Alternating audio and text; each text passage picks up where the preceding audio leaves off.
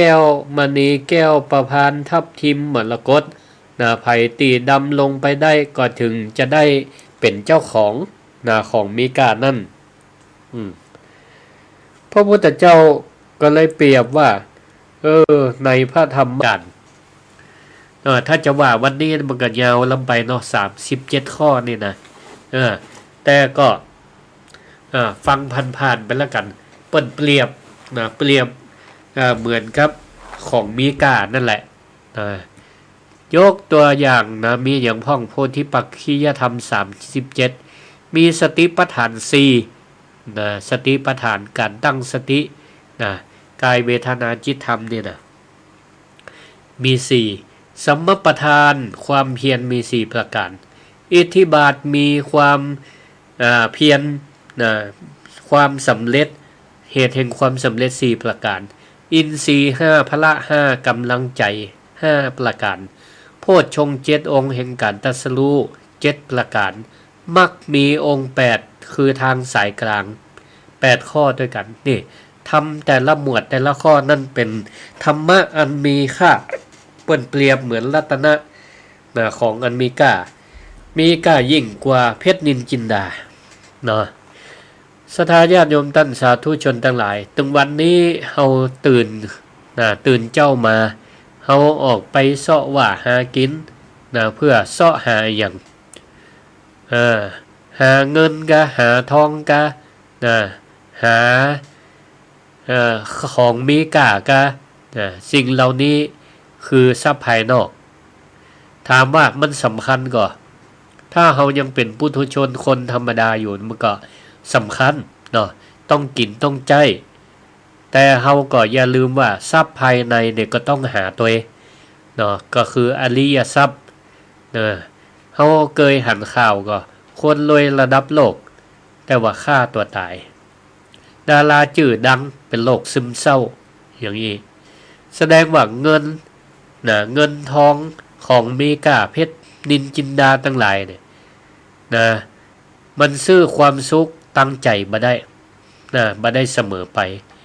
รักษาใจเอาไว้ก็บ่ได้เสมอไปแต่ถ้าเฮามีสติก็เหมือนกับเฮามีแก้วมีแก้วอยู่1 เม็ดเวลาเฮาปะปัญหา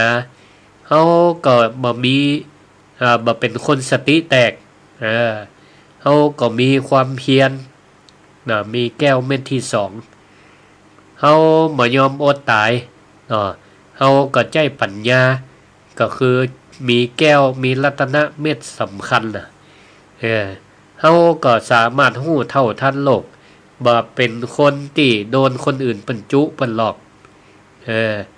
สมบัติเหล่านี้เป็นธรรมะที่อยู่ในใจเป็นของมีค่าอยู่ในจิตในใจเปรียบเหมือนแก้วเหมือนแสงที่โจรบ่สามารถจะมาปล้นไปได้ไฟมาไหม้ก็บ่สามารถไหม้ได้น้ำมาท่วมก็บ่สามารถปัดเอาธรรมะในจิตในใจเขาเอาไปได้ติดตัวศรัทธาญาติโยมไปทุกหนทุกแห่งทุกภพทุกชาติเปิ้นก็เปรียบเหมือนกับชายหนุ่มผู้มีลายแทงขุมทรัพย์ป่อละมรดกเอาไว้เฮ้เป็นลายแทงบอกว่าจุดตรงหลังบ้านนะลูกมีไหทองคำฝังอยู่แต่ลูกประจายคนนี้ก็เป็นคนขี้ข้านมายอมคุดเอาแต่นั่งจมว่าตุกแล้วก็ออกไปขอทานอยู่หน้าปากซอยไปรับจ้างแบกหามทั้งตีตัวเก่าก็นั่งทับขุมทรัพย์อยู่ตึงวันหมู่เฮาเจ้าพูดก็เหมือนกันเฮามีพระไตรปิฎกมีคำสอนครูบาอาจารย์อยู่ที่บ้านอยู่หัวนอนเหมือนลายแทงสมบัติเปิ้นว่ามียาก็อยู่ในตู้มีความรู้ก็อยู่ในตำราแต่บ่เคยเอามาอ่านบ่เคยเอามาศึกษาบ่เคยเอามาปฏิบัติบ่เคยขุดขุมทรัพย์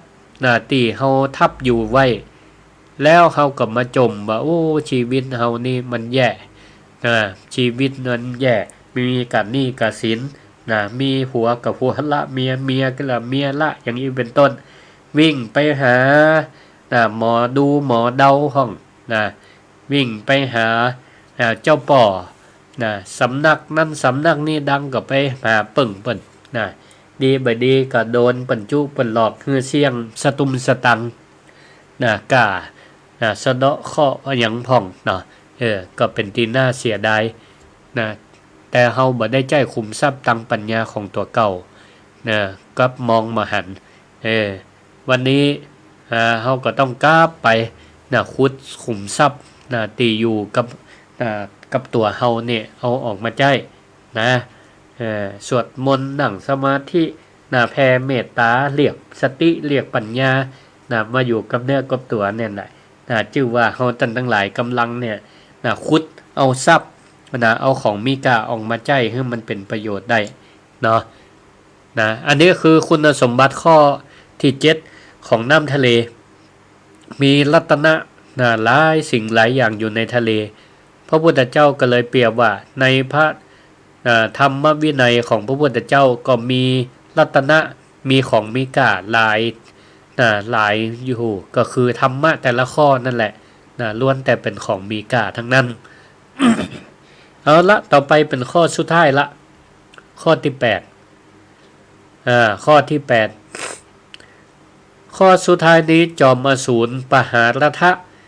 ก็ได้กราบทูลพระพุทธเจ้าว่ามหาสมุทรเป็นที่อาศัยของสัตว์ใหญ่เช่นปลาฉลามปลาวาฬปลาโลมาปลาสปะสปัน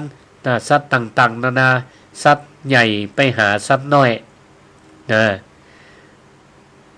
จะได้ว่าสัตว์เหล่านี้อยู่ได้เพราะว่าแม่น้ำลำคลองทั่วไปนั้นมันแคบป่าเรามูนี่อยู่บ่ได้หรอกป่าวาฬป่าฉลามเนี่ยไปอยู่น้ำคลองน้ำแม่น้ำบ่ได้ต้องอยู่ในทะเลเป็นที่อาศัยเป็นที่อาศัยท้องมหาสมุทรนั้นกว้างใหญ่และลึกเท่านั้นถึงจะรองรับการเคลื่อนไหวของสัตว์ใหญ่เหล่านี้ได้ก็สรุปว่ามหาสมุทรเป็นที่อาศัยของสัตว์ใหญ่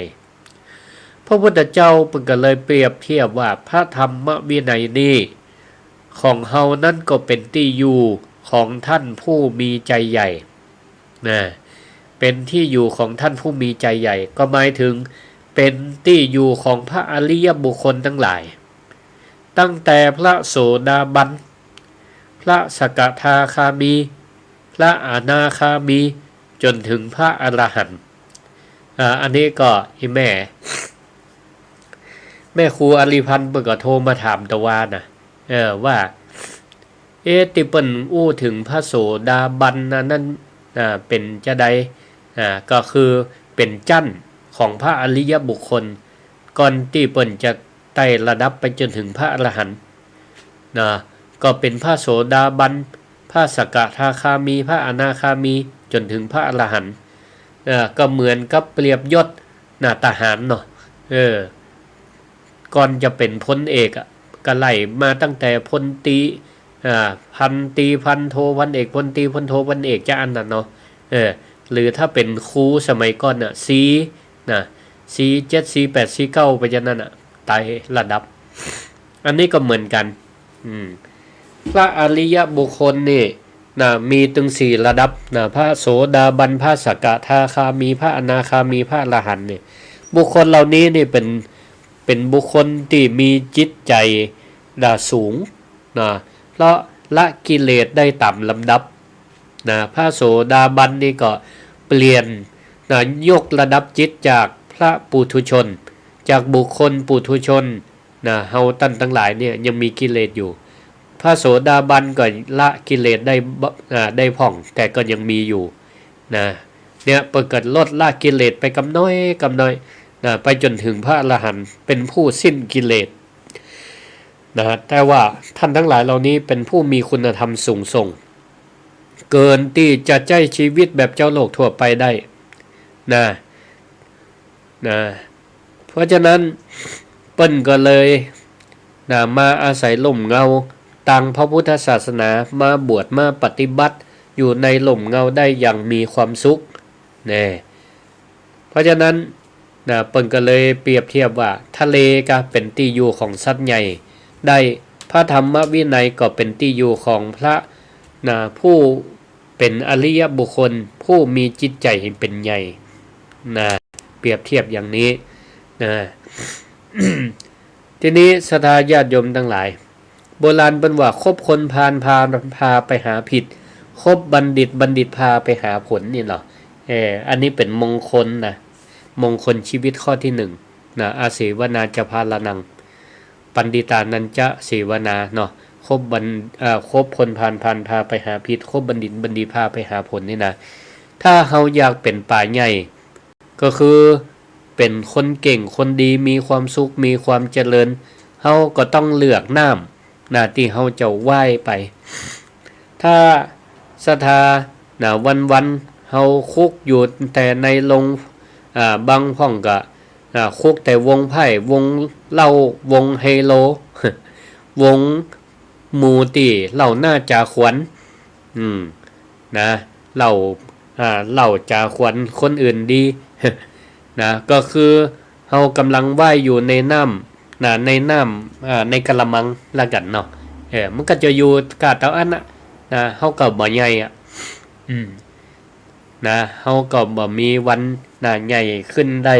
จิตใจก็เหมือนกันเฮาก็จะขังทุกแคบอยู่ในกลุ่มคนตะอันอยู่ในวงไพ่วงเล่าไฮโลมันก็จิตใจก็จะเป็นคนมีความโลภความโกรธความหลงไปอยู่ในกลุ่มที่เล่าหน้าจาควันก็จะจิตใจก็มีแต่ความอิจฉาริษยากันไปมันก็หมอกอันคิดแต่เรื่องเสียหายแต่ถ้าเฮาปลาตัวเก่า มาวัดทากองวันพระวันศีลแปดหมู่เฮาไปวัดไปวาไปอยู่รวมตัวกันคนมีศีลมีธรรมหรือว่าในช่วงที่เปิ้นไปธรรมะสัญจรขึ้นสีขาวเปิ้นป้ากันไปหล่อเตียนกาป้าไปสะเก้าดำหัวกาไปแอวหลายตีหลายตังป้าไปตังดีจิตใจเฮาก็จะได้กว้างจิตใจเฮาก็จะได้ใหญ่ไปหันตีต่างๆเนี่ยตีมันเป็นตีปาฮือจะลงจิตใจของเขาเนี่ยไฟไปในทางบุญเหมือนกับฟังรายการธรรมะอย่างตอนนี้ก็เหมือนกันเฮามานี่ก็มาด้วยจิตใจที่เฮามาด้วยความอาสามาฟังด้วยความสมัครใจบ่มีไผบังคับแล้วก็ได้ฟังธรรมะหลากหลายช่วงเวลาแม่แรงช่วงหนึ่งฟังกับครูบาอาจารย์ตนหนึ่งเมื่อค่ำมาก็ฟังแหมตนหนึ่งเมื่อคืนมาก็ฟังกับรายการศิริธรรมกับเมืองพ่อครูศิริธรรมบัณฑิตตอนนี้เนี่ยก็มีความหลากหลายหรอเขาก็จะได้ฟังธรรมะตีมันกว้างขวางและก็ใจเขาก็จะได้มีความเอิบอิ่มมีใจเบิกบานเหมือนกับเขาว่ายน้ำในตีแม่น้ำกว้างขึ้นอย่างนี้เหมือนกับเขาอยู่ในมหาสมุทรพุ่นเนาะศรัทธาญาติโยมก็ตั้งหลายก็จะได้มีมุมมีวิสัยทัศน์ที่มันกว้างไปจะได้หันอย่างที่มันกว้างอย่างกรรมที่สำนวนเป็นว่านกอินทรีมันบ่บินรวมฝูงกับนกกระจอกแต่ก็ฝูงนกกระจอกนี่มันมีนกอินทรีไปบินตัวอันนี้ฉันใดคนมีปัญญาย่อมบ่ไปมั่วสุมกับคนพาลฉันนั้นนี่เหมือนกับนิทานกบในกะลาหรือเต่าทะเลมีกบตัวหนึ่งอาศัยอยู่ในกะลาบ่เป้าที่เขาเคยฟังนิทานอยู่ในกะลาภูมิอกภูมิใจว่าโอ้โลกของเขานี่อย่ามากว้างขนาดเนี่ยกระโดดไปตั้งซ้ายก็สุดตั้งขวาก็สุดเนี่ยอันนี้แหละเฮานี่เป็นราชาแห่งสายน้ำวันหนึ่งเต่าทะเลการผ่านมากบก็กบนี่มันก็เอิ้นเสียงออกจากกะลาว่าเอ้ยไอ้เต่าลงมาพออาณาจักรของเฮานี่ใหญ่ขนาด เต่าทะเลก็พยายามแย่ขาลงไปแย่ไปขาเดียวก็ติดละลงบ่ได้ละเต่าก็เลยบอกกบว่าโอ้กบเพื่อนยากเฮานี่เจ้าเนี่ยเคยหันทะเลก็มันกว้างจนสุดลูกหูลูกตาพอไปจนมาหันฟังมันลึกลงไปจนถึงเฮาเนี่ยมาหันสามารถจะหันลงได้ใหญ่กว่ากะลาของเจ้าปันเต่าหมื่นเต่ากบในกะลาฟังแล้วก็หน้าตาปิ๊บนึกบ่ออกก็หาว่าเต่านี่ขี้จุคนเฮานี่ก็เหมือนกันนะศรัทธาญาติโยมทั้งหลายเฮาอย่าทำตัวเป็นกบในกะลามันว่าแค่ฮู้เรื่องกินกินก้ำเกียรติแค่นั้นอยู่แต่ในสังคมตีมีตะเอียเปิ้นว่าลองเปิดใจกว้างเหมือนเต่าทะเลออกเดินตังเฮียนฮู้ไปแล้วเขาก็จะฮู้ว่าความสุขที่แท้จริงนั้นมันยิ่งใหญ่กว่าความสุขเล็กๆน้อยๆกว่าตังโลกแห่ม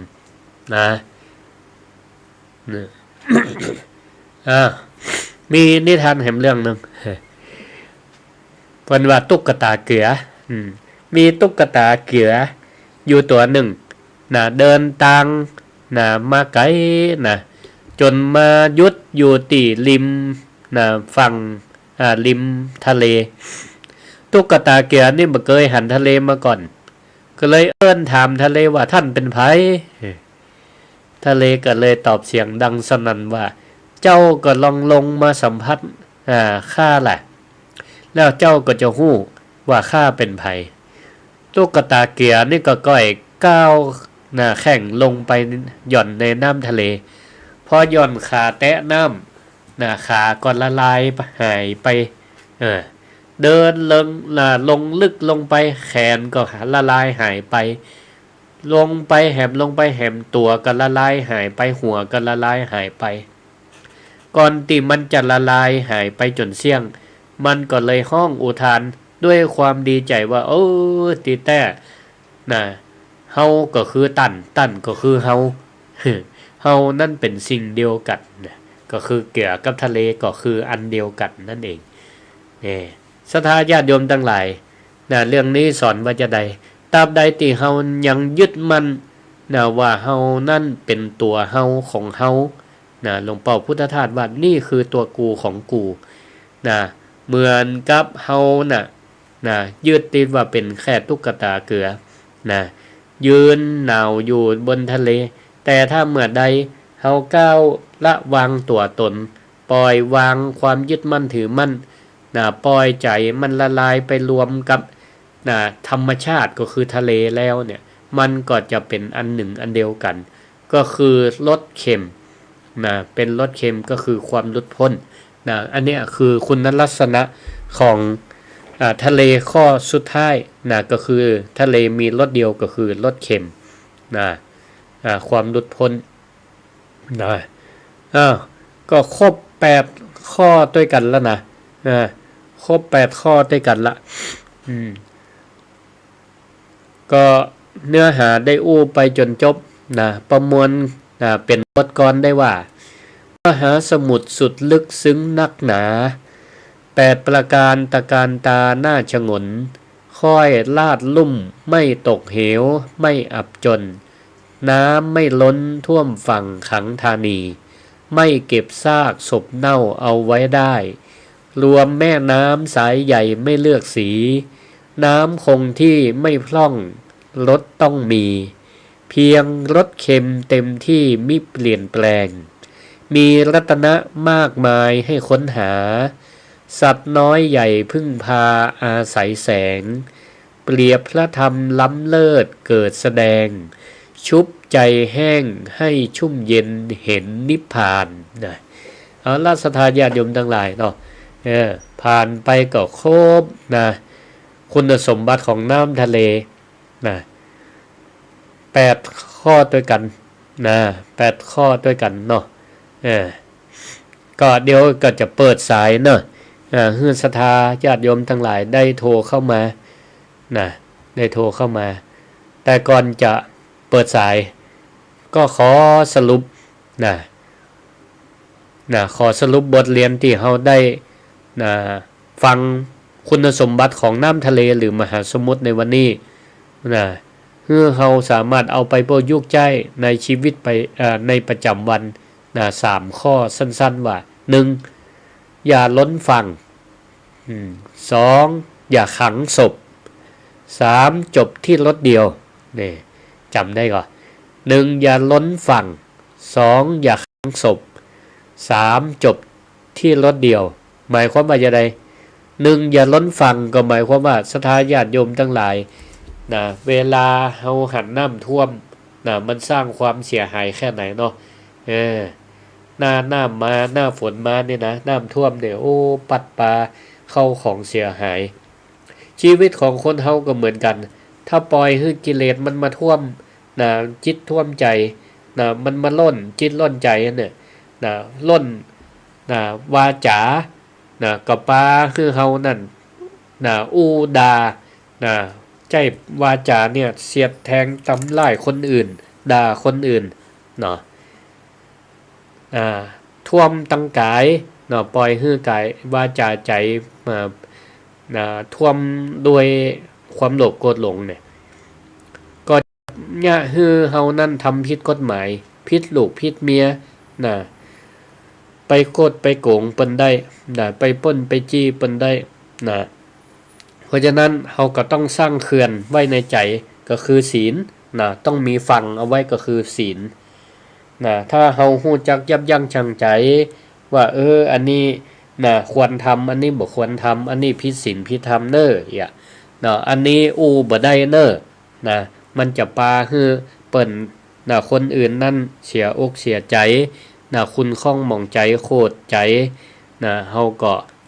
มีฝั่งก็คือมีศีลคอยเป็น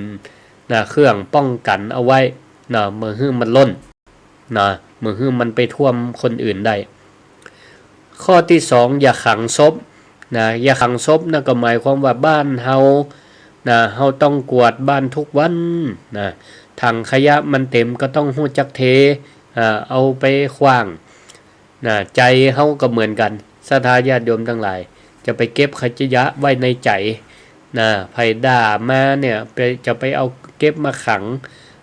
ในใจให้มันเน่าให้มันเป็นขยะเฮาก็ต้องฮู้จักปล่อยวางฮู้จักอภัยซึ่งกันและกันมีความผิดพลาดกันได้คนเฮาบ่ว่าเปิ้นว่าตัวผิดพลาดกันได้อดีตมันแก้ไขบ่ได้มันอยู่ที่ปัจจุบันปัจจุบันเฮาก็ฮู้จักฮื้ออภัยอภัยตัวเก่าแล้วก็ปรับตัวใหม่อย่างนี้เป็นต้นแล้วก็ซัดขว้างไปอย่างที่มันเป็นความทุกข์อกทุกข์ใจเฮาก็ซัดขว้างออกไปจะไปเก็บไว้เหมือนพยายามละทุกข์ละทุกข์แล้วก็สะสมความสุขเอาไว้ส่วนข้อที่ 3ก็คือจบที่รถเดียวจบที่รถเดียวก็คือศรัทธาญาติโยมทั้งหลายเฮาจะทำบุญร้อยวัดปันวัดจะบวชกี่ข้างกี่คราวจะสวดมนต์เก่งแค่ไหนถ้าทำแล้วเฮายังยึดมั่นถือมั่นในตัวเฮาอยู่ยังดูถูกคนอื่นอยู่บ่ฮู้จักคำว่าปล่อยวางมันก็บ่มีประโยชน์อันใดคือเฮานั้นฮู้จักยึดจะไปยึดมั่นถือมั่นคือปล่อยวางอย่างนี้อันนี้แหละศรัทธาญาติโยมทั้งหลายเอาไปใจอย่าล้นฝั่งอย่าขังศพแล้วก็จบที่รถเดียวเอาละก็เปิดสายรอบที่2ช่วงที่2นี้064 949 5999วันนี้ธรรมะเปรียบเทียบรถเปรียบเทียบน้ำทะเลกับพระธรรมมหาสมุทรสุดลึกล้ำพระธรรมสุดลึกซึ้งวันนี้ถึงประเด็นนี้เปรียบเทียบคุณสมบัติของน้ำทะเล8ข้อด้วยกันที่อสูรจิวปหารทะเอามาให้พระพุทธเจ้าฟังพระพุทธเจ้าเปรียบธรรมะของเปิ้นคือมันเหมือนกับมหาสมุทร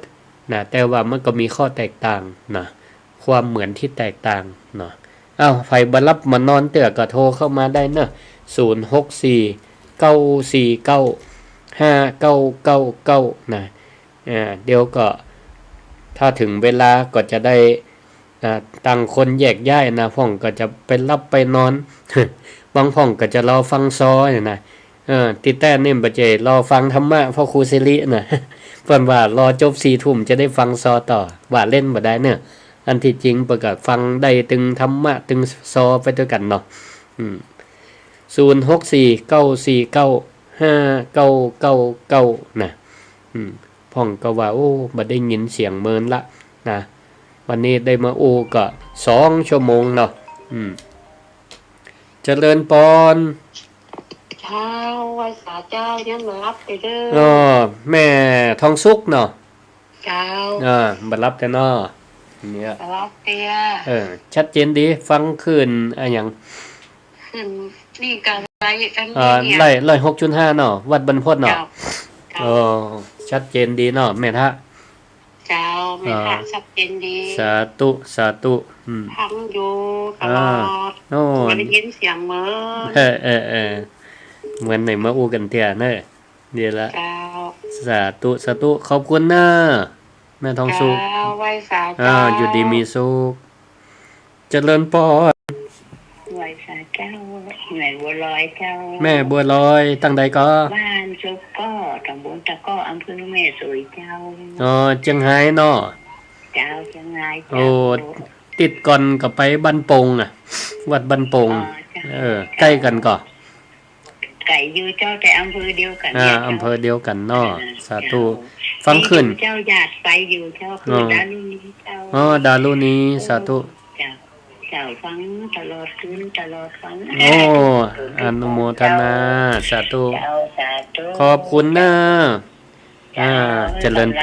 รเจริญพร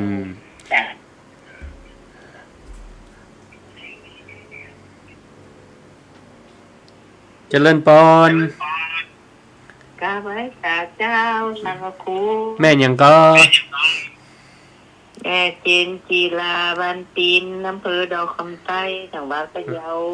พะเยาดอกคำใต้ฟังขึ้นอย่าแม่ฟังขึ้นคนทักพะเยาเจ้าสาธุชัดเจนดีชัดเจนดีเนาะชัดเจนดีเจ้าธรรมะ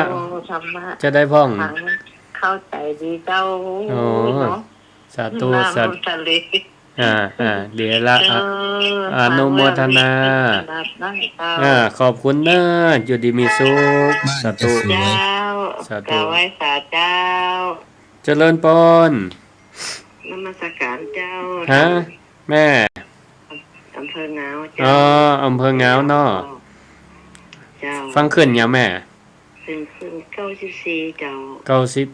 94ชัดเจนดีเนาะชัดเจนดีเจ้าขอบคุณจักหนักเนอขอบคุณที่ท่านได้สอนได้ฟังคำได้เรื่องหลายอย่างสาธุขอบคุณติดตามรับฟังด้วยกันเนออยู่ดีมีสุขสาธุเจ้าเจริญพรเจ้าสาธุเจ้าแม่ยังแม่น้องบรรพจางตั้งใดแม่ก็อำเภอเวียงหนองล่องเจ้าเวียงหนองล่องละปูนเนาะเจ้าฟังขึ้นยังขึ้นห้วยตองซากเจ้าห้วยตองซากเนาะชัดเจนดีชัดเจนดีเนาะเจ้าวันนี้สถานีได้ยินชัดเจนดีเจ้าตึงวันมาได้ยินสาธุธรรมะเข้าใจดีเนาะเจ้าเนี่ยละขอบคุณเนอะติดตามรับฟังกันนะเจ้าอยู่ดีมีสุขเจ้าเจริญพรกำไว้สาเจ้ารอบ2สาธุธรรมะเนี่ยอย่างตุ้ลงดอยบนบ้านนั่นเนาะว่าเมื่อเจ้าก็เอาน้ำทำล้างใจน้ำใสล้างหน้าน่ะจนจำเจ้าคนสอนก็ กระถากับพุทโธเสโธจิโลกัสมิงสัพพสัตตานางทุกวันอ่ะ อ๋อสาธุสาธุ จ้ามีพระเจ้าเป็นกำลังใจนะ อนุโมทนา ขอบคุณเจ้า ขอบคุณ เจ้า นะ ขอบคุณ สาธุ เจ้า เจริญพร เจ้านมัสการเจ้า แม่นหยังก็ อ๋อ อันนี้กำลังได้มาเจอข้างแหลกเจ้า แม่นหยังแนะนำตัวก่อน อันแม่แฟกเจ้า อ๋อฟังอยู่ตังใดแม่ อยู่ตีสนามบินเนี่ยเจ้า ไหนสนามบินพระบาทนี่กะ